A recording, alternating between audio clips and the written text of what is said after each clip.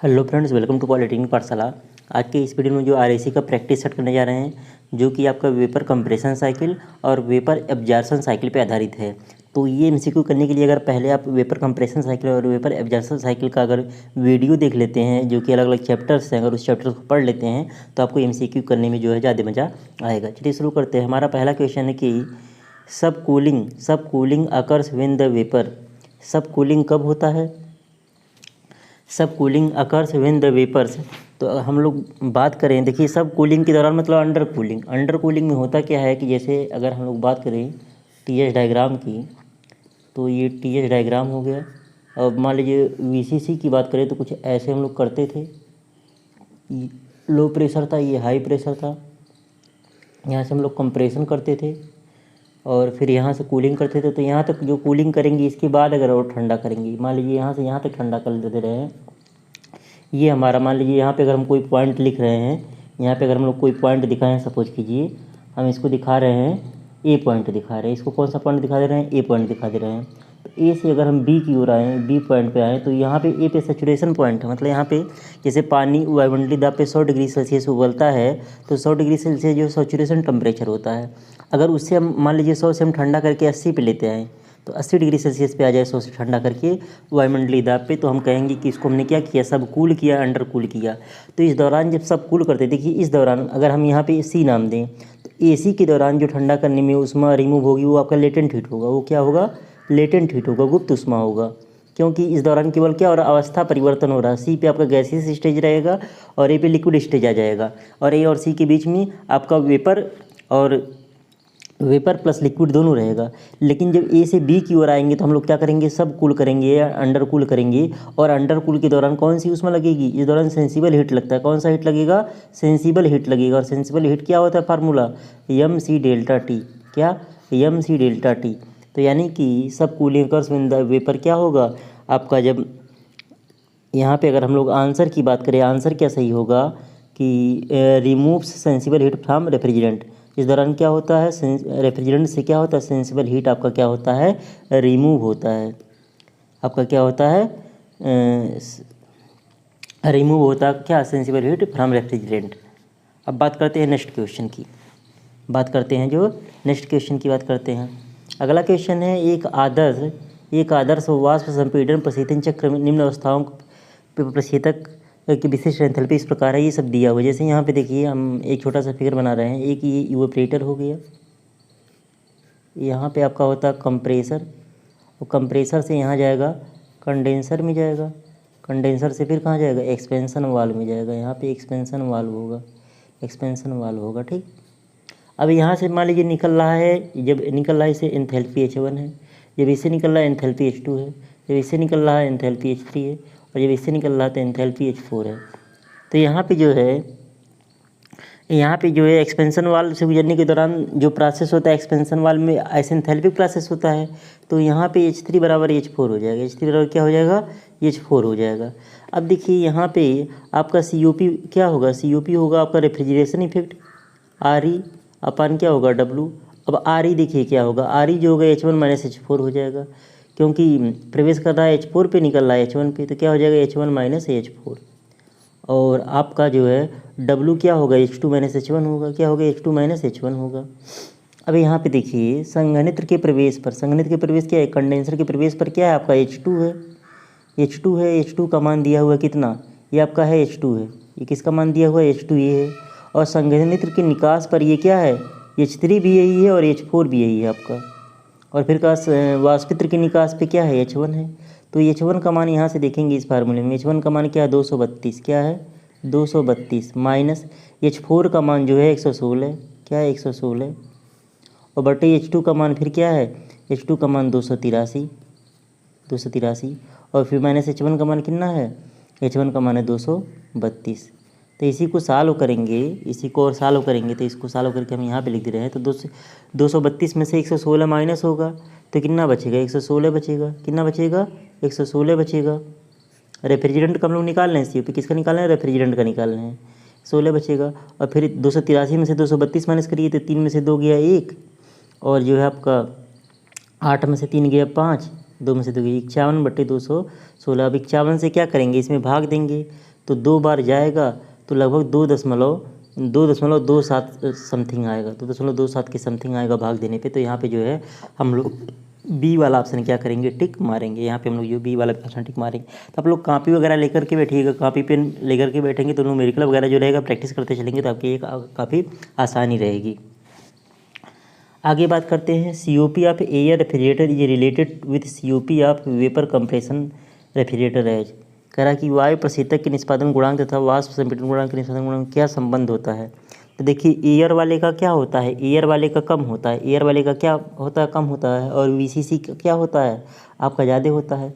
तो यहाँ पे जो है COP of air is less than जो होगा COP ऑफ VCC। तो आपका यहाँ पे जो ऑप्शन सही होगा वो बी वाला ऑप्शन क्या हो जाएगा, सही हो जाएगा।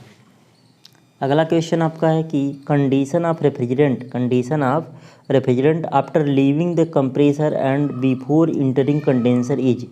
कहने का मतलब जब ये मान लीजिए ये आपका क्या हो गया, ये कंप्रेसर हो गया, कंप्रेसर से निकलने के दौरान और किससे, और कंडेंसर से में प्रवेश से पहले प्रशीतक की स्थिति क्या होती है। देखिए जब यहाँ से निकलता है आपका, यहाँ से जो निकलता है कंप्रेसर से, जब आपका कंप्रेस होता है तो सुपर हीटेड फेज में हो जाता है। किसमें, सुपर हीटेड वेपर रहता है। अगर आप लोग डायग्राम से देखें, TS डायग्राम भी देखें तो ये मान लीजिए इस पे S हो गया, इस पे T हो गया, वेपर डोम बना दीजिए, वेपर डोम आपने बना दीजिएगा। अब यहाँ पे जो है P1 और P2 दिखाइए, यहाँ पे दिखा दीजिए P1 और P2, PL और PH दिखा दीजिए। ये मान लीजिए आपका हो गया लो प्रेशर वाली लाइन और ये आपका हो गया हाई प्रेशर वाली लाइन। तो यहाँ से इस पॉइंट से जनरली ये आपका ड्राई कंप्रेशन होता है। जब यहाँ से हम लोग कंप्रेस करते हैं तो इसके बाद क्या हो जाता है, ये देखिए वेपर डोम को छोड़ दे रहा था, यानी कि ये कौन सा जोन है, ये सुपर हीटेड जोन है। तो यही वाला प्रोसेस 1 से 2 जो होता है ये कंप्रेसर में होता है, आइसेंट्रोपिक कंप्रेशन। तो इस दौरान क्या हो रहा है, इस दौरान जो है ये आपका सुपर हीटेड फेज में कन्वर्ट हो जा रहा है। तो यहाँ पे क्या होगा, सुपर हीटेड वेपर, यानी कि ए वाला ऑप्शन हम लोग क्या करेंगे, टिक मारेंगे। तो इस क्वेश्चन में हम लोग जो है ए वाला ऑप्शन टिक मारेंगे। अब अगले क्वेश्चन की बात करते हैं। अगला क्वेश्चन देख लेते हैं। अगला क्वेश्चन है the amount of heat transfer. अगला क्वेश्चन है the amount of heat transfer to covered unit mass of solid to vapour is called. मतलब वाष्प के लिए ठोस की इकाई द्रव्यमान को परिवर्तित करने के लिए स्थानांतरित ऊष्मा की मात्रा को कहा जाता है। तो यहाँ पे क्या कह रहा कि जो ठोस को सीधे the amount of heat transfer to convert unit mass of solid to, मतलब सॉलिड से वेपर में कन्वर्ट करना है। मतलब सॉलिड से जब वेपर में हम लोग कन्वर्ट करते हैं, मतलब ठोस अवस्था सीधे सीधे गैसियस अवस्था में परिवर्तित। जैसे आपका कपूर है, कपूर को जलाते हैं तो द्रव में नहीं परिवर्तित हो, सीधे गैसियस अवस्था में परिवर्तित हो जाता है। और इस प्रोसेस को हम लोग क्या कहते हैं, सब्लिमेशन कहते हैं। क्या कहते हैं, सब्लिमेशन कहते हैं। सब्लिमेशन मतलब होता है ऊर्ध्वपातन। सब्लिमेशन मतलब क्या होता है, ऊर्ध्वपातन होता है। क्या होता है, ऊर्ध्वपातन होता है। तो यहाँ पे क्या होगा, इस दौरान क्या होगा, यहाँ पे जो गुप्त ऊष्मा लग रही है, तो यहाँ पे क्योंकि अवस्था परिवर्तित हो रहा है तो यहाँ पे क्या हो जाएगा, लेटेंट हीट ऑफ सब्लिमेशन, यानी कि ऊर्ध्वपातन की गुप्त ऊष्मा। तो ए वाला ऑप्शन हम लोग क्या करेंगे, टिक मारेंगे। अगला क्वेश्चन आप है कि in a refrigeration cycle if vapour is not super heated after compression then it is called. अगर आपका वेपर सुपर हीटेड नहीं होता तो आपका क्या होगा, तो आपका हो जाएगा वेट कंप्रेशन। तो आपका क्या होगा जाएगा, इसे हम TS डायग्राम पे देखें, यस हो गया, ये T हो गया, कुछ इस तरीके से होता है वेपर डोम। अब जो है कि जो है ये ऐसे जाएगा। अगर आपका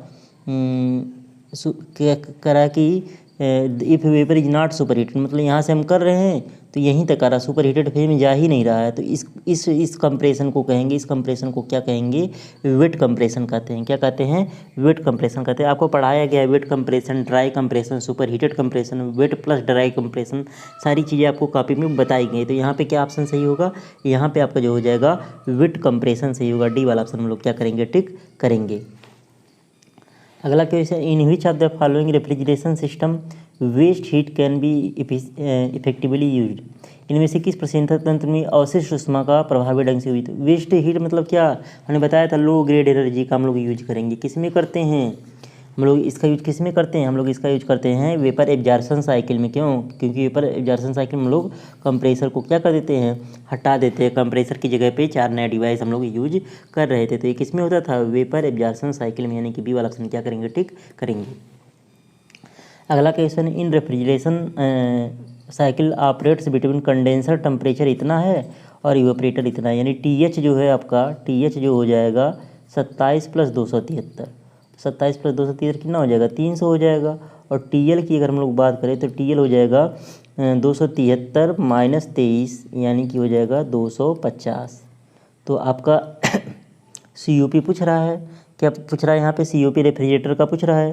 तो COP of R equal to हो जाएगा TL upon TH minus TL, तो TL का मान क्या है आपका 250 है, और TH माइनस TL यानी कि 300 माइनस 250, यानी कि 250/50, 250/50, 50 पंजे 250। तो यहाँ पे कौन सा ऑप्शन सही निकल के आ रहा है, C वाला ऑप्शन निकल के आ रहा है 5। अगर आपका वही हीट पंप के लिए पूछेगा तो 6 हो जाएगा, 1 ऐड कर देंगे हम लोग। अगला क्वेश्चन है क्रायोजेनिक से रिफर्स टू, क्रायोजेनिक इंजन होता है जो जनरली मतलब आपका जो है प्रक्षेपण वगैरह करने में हम लोग यूज करते हैं। क्रायोजेनिक जो है आपका इंजन आप लोग देखे होंगे, जैसे इसरो वगैरह इसका यूज करते हैं। तो क्रायोजेनिक का संबंध -180 डिग्री सेल्सियस से जो होता है एब्सोल्यूट जीरो टेम्परेचर की रेंज में उपकरण से संबंधित, मतलब इंजीनियरिंग क्षेत्र में होता है। -180 से लेकर के क्रायोजेनिक इंजन जो होता है वो आपका एब्सोल्यूट जीरो टेम्परेचर, यानी कि 0 केल्विन या -273 डिग्री सेल्सियस तक के लिए होता है। जनरली क्रायोजेनिक इंजन में जैसे जो आपके इंजन जाते हैं, रॉकेट वगैरह लॉन्च किया जाता है, जो अंतरिक्षयान जाते हैं मतलब दूसरे ग्रहों वगैरह पे, दूसरे ग्रह उपग्रह पे, तो उसमें होता क्या है, चूँकि ये पृथ्वी है और पृथ्वी से बाहर, वायुमंडल से बाहर जाने के लिए क्या होगा, ऑक्सीजन मिलेगा नहीं, लेकिन फ्यूल जलना चाहिए। तो वहाँ पे क्या होता है, ऑक्सीजन को लिक्विडिफाई करके ले जाते हैं, क्योंकि लिक्विडिफाई करके ले जाएंगे तो जगह कम घेरेगा, तो ज़्यादा ऑक्सीजन इंजन के साथ चला जाएगा। तो वहाँ पे ऑक्सीजन को जो हम लोग जो है काफ़ी -183 डिग्री सेल्सियस तक ठंडा करते हैं। और अगर आपका हाइड्रोजन को अगर हम लोग यूज करते हैं फ्यूल के रूप में, तो हाइड्रोजन को -250 डिग्री सेल्सियस तक ठंडा करके ले जाते हैं। तो क्रायोजेनिक इंजन जो होता है उसका संबंध जो होता है इंजीनियरिंग फील्ड में होता है, और concerned with equipment in range of -180 degree Celsius to absolute zero temperature, यानी -180 डिग्री सेल्सियस से शून्य के रेंज में उपकरण से संबंधित अभियांत्रिक क्षेत्र के लिए हम लोग क्या करते हैं, क्रायोजेनिक्स का यूज करते हैं। तो यहाँ पे C वाला ऑप्शन क्या करेंगे, टिक करेंगे। अगला question, which of the following refrigerating plants requires no electricity, मतलब किसमें इलेक्ट्रिसिटी की ज़रूरत नहीं पड़ती है। तो इलेक्ट्रिसिटी की ज़रूरत किसमें आपकी नहीं पड़ती है, इलेक्ट्रिसिटी की ज़रूरत जो है आपके वेपर एब्जॉर्प्शन सिस्टम में इलेक्ट्रिसिटी की ज़रूरत नहीं पड़ती है। और सब में जो है कंप्रेसर को चलाने के लिए तो लगेगा ही लगेगा, लेकिन आपका वेपर एब्जॉर्प्शन साइकिल में अगर हम लोग 3 फ्लूइड सिस्टम अपनाएं, कौन सा 3 फ्लूइड सिस्टम अपनाएं, तो जो है आपको जो है इलेक्ट्रिसिटी की ज़रूरत ही नहीं पड़ेगी। तो यहाँ पे ए वाला ऑप्शन क्या होगा, सही निकल के आएगा। अगला बात करते हैं in vapour absorption refrigeration systems which of the following fluids are commonly used. Vapour absorption cycle में हम लोग कौन सा मतलब कौन सा हम लोग फ्लूइड यूज करते हैं। तो इसमें हम लोग जो यूज करते हैं अमोनिया और वाटर का यूज करते हैं। किसका यूज करते हैं, अमोनिया और वाटर पढ़ाया गया है, जिसमें अमोनिया आपका क्या होता है, रेफ्रिजरेंट होता है, और वाटर क्या होता है, एब्जॉर्बर होता है। वाटर क्या होता है, एब्जॉर्बर। 2 फ्लूइड सिस्टम में आप लोग पढ़े होंगे। अमोनिया क्या होता है आपका, रेफ्रिजरेंट होता है, और ये क्या होता है, वाटर जो है एब्जॉर्बर होता है। अगले क्वेश्चन की बात करते हैं कि considering temperature in A refrigerator is the temperature, कि रेफ्रिजरेटर में संघनन तापमान किसका तापमान होता है। तो संघनन तापमान जो आपका होता है, जिसमें आपका क्या होता है, रेफ्रिजरेंट जो वेपर फेज में होता है लिक्विड फेज में कन्वर्ट होने लगता है, वही क्या होता है, कंडेंसिंग टेम्परेचर होता है, जिसमें आपका क्या कंडेंसिंग मतलब संघनन, यानी कि गैसियस से आपका लिक्विड अवस्था में कन्वर्ट हो। तो ये कौन सा ऑप्शन सही हो जाएगा, डी वाला, क्योंकि एट विच रेफ्रिजरेंट गैस है बिकम्स लिक्विड। इसमें क्या होता है, रेफ्रिजरेंट गैस जो होते हैं लिक्विड अवस्था में क्या होते हैं, कन्वर्ट हो जाते हैं। अगला है the most suitable refrigerant for a commercial ice plant. Commercial ice plant के लिए सबसे सुटेबल कौन सा आपका जो है रेफ्रिजरेंट होता है। तो उसके लिए जो आपका होता है अमोनिया होता है। अमोनिया आपका सस्ता पड़ता है, इस नाते हम लोग क्या करते हैं, इसका यूज कमर्शियल क्षेत्र में ज़्यादा करते हैं, आइस प्लांट वगैरह में ज़्यादा करते हैं। ये आपका जो अमोनिया होता है ये टॉक्सिक होता है, मतलब जहरीला होता है, इनफ्लेमेबल होता है, इनफ्लेमेबल होता है, यानी कि ये ज्वलनशील भी होता है और जहरीला भी होता है। इस नाते इसका यूज डोमेस्टिक रेफ्रिजरेटर में नहीं करते हैं, कमर्शियल रूप में हम लोग आइस प्लांट वगैरह में करते हैं, या कोल्ड स्टोरेज, बड़े बड़े कोल्ड स्टोरेज वगैरह में भी हम लोग अमोनिया का यूज कर लेते हैं। अगला है lithium bromide in vapour absorption refrigeration system is used. Lithium bromide की बात कर रहा है, तो लिथियम ब्रोमाइड में कर रहा है, लिथियम ब्रोमाइड इन वेपर। देखिए, एक हम लोग लिथियम ब्रोमाइड और वाटर का यूज करते हैं, एक आपका 2 फ्लूइड में, और एक अमोनिया और वाटर का यूज करते हैं। तो अमोनिया वाटर में NH3 जो होता है ये रेफ्रिजरेंट होता है, और वाटर जो होता है एब्जॉर्बर होता है। लेकिन यहाँ पे लिथियम ब्रोमाइड वाटर में वाटर क्या होता है, ये रेफ्रिजरेंट होता है, और लिथियम ब्रोमाइड क्या होता है, ये आपका एब्जॉर्बर होता है। तो कह रहा है वाष्प रेफ्रिजरेशन सिस्टम में लिथियम ब्रोमाइड का उपयोग होता है। तो लिथियम ब्रोमाइड का उपयोग किस लिए हम लोग करते हैं, एब्जॉर्बर के रूप में करते हैं, यानी कि अवशोषक के रूप में करते हैं। तो यहाँ पे जो है डी वाला ऑप्शन सही निकल के आएगा। अगला क्वेश्चन है absorption system commonly use following refrigerant. जो एब्जॉर्प्शन सिस्टम होता है जनरली कौन सा रेफ्रिजरेंट यूज होता है उसमें, इसमें जो है हम लोग जो है अमोनिया का यूज बेसिकली करते हैं। किसका यूज करते हैं, अमोनिया का यूज करते हैं, क्योंकि अमोनिया और वाटर वाला ज़्यादा प्रचलित है। तो इसमें डी ऑप्शन सही निकल के आएगा। अगला क्वेश्चन है where does the lowest temperature in vapour compression cycle. Vapour compression cycle में कहाँ पे आपका लोवेस्ट टेम्परेचर होता है, तो देखिए लोवेस्ट टेम्परेचर होता है इवेपोरेटर में। इवेपोरेटर में क्या होगा, लोवेस्ट होगा, और आपका कंडेंसर में क्या होगा, कंडेंसर में हाईएस्ट होगा। कंडेंसर में क्या होगा, हाईएस्ट होगा। कंडेंसर को हम लोग हिंदी में क्या बोलते हैं, संघनित्र बोलते हैं। इससे क्या होता है, इससे QR निकलता है, और इवेपोरेटर क्या करता है, ये QE जो है एब्जॉर्ब करता है। तो जो सबसे लोवेस्ट जो होगा वो इवेपोरेटर में होगा। तो यहाँ पे बी ऑप्शन सही निकल करके आएगा। अगला क्वेश्चन है अंडर कूलिंग इन रेफ्रिजरेशन साइकिल। अंडर कूलिंग करने से होता क्या, अंडर कूलिंग करने से COP वगैरह बढ़ जाती है। तो पहला ऑप्शन है इंक्रीज COP में क्या होती है, वृद्धि हो जाती है। तो ये वाला ऑप्शन ही क्या हो जाएगा, यहाँ पे सही हो जाएगा। तो ये ऑप्शन यहाँ पे हम लोग टिक करेंगे। अगला क्वेश्चन है fitting in ammonia absorption refrigeration systems are made up. Ammonia वाले में जिसमें अमोनिया वाटर यूज करते हैं उसमें फिटिंग्स किसका होता है, जो फिटिंग्स होता है उसमें कास्ट स्टील का होता है। किसका होता है, कास्ट स्टील का उसमें फिटिंग होता है। कास्ट आयरन नहीं है, कास्ट स्टील का फिटिंग आपका होता है।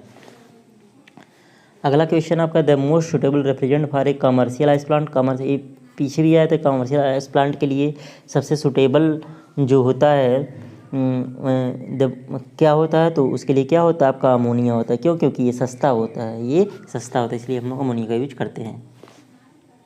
अगला है the purpose of installing A flash chamber in refrigeration circuit is. मतलब फ्लैश चैम्बर का पर्पज क्या होता है, मतलब रेफ्रिजरेशन सर्किट में। तो फ्लैश चैम्बर का जो काम होता है, पहला improve overall heat transfer coefficient. ये ओवरऑल हीट ट्रांसफ़र कोफिशिएंट को बढ़ा देता है, सही बात है। दूसरा reduce pressure losses through the evaporator, ये भी सही है। तीसरा reduce the size of the evaporator by avoiding vapours going to the evaporator, ये भी आपका सही है। यानी वाष्पित्र में जाने वाली उष्मा को टालकर वाष्पित्र के आकार को कम करता है। वाष्पित्र के आकार को भी कम करता है, वाष्पित्र के माध्यम से दबाव क्षय को कम करता है, यानी कि रिड्यूस प्रेशर को कम करता है, और समग्र उष्मा गुणांक में सुधार भी करता है। इसके अकॉर्डिंग यहाँ पे डी वाला ऑप्शन क्या करेंगे, टिक मारेंगे। अगला क्वेश्चन है the function of brine agitator in ice plant. तो इसका क्या काम होता है, तो इसका काम होता है लवण जल का obtain uniform temperature of Bryan. मतलब लवण जल का तापमान एक समान बनाए रखने के लिए हम लोग क्या करते हैं, इसका यूज करते हैं। ब्राइन एजिटेटर का हम लोग यूज करते हैं। तो अभी जो है आपका वेपर कंप्रेशन साइकिल और वेपर एजेंशन साइकिल का एक वीडियो और आएगा, तब जा करके ये आपका चैप्टर कंप्लीट होगा। मिलते हैं हम लोग नेक्स्ट वीडियो में एक नए टॉपिक के साथ। तब तक के लिए जय हिंद।